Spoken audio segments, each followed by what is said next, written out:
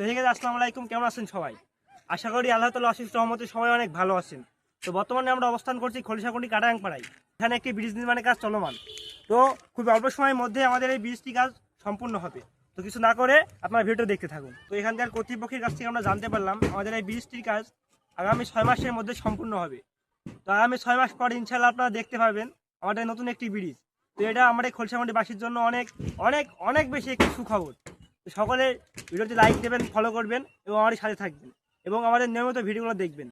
তো এই ব্রিজটি সবচেয়ে বেশি স্বপ্নের মনে হবে আমাদের দেশের, আমাদের গ্রামের কৃষক ভাইদের জন্য।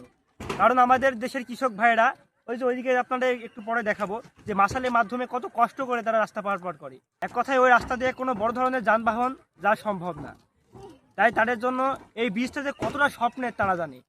তো এইদিকে আমাদের আছে দিলের মাঠ, আছে দ্বীপের মাঠ আছে, এদের অনেক কষ্ট হয়, ঠিক আছে? এদের জন্য অনেক অনেক অনেক অনেক অনেক ভালো হবে। তো বন্ধুরা, এখন আমরা অবস্থান করছি আগে যে ব্রিজটি ছিল সেই ব্রিজটাতে। তো দেখুন ব্রিজের কি করুণ দশা।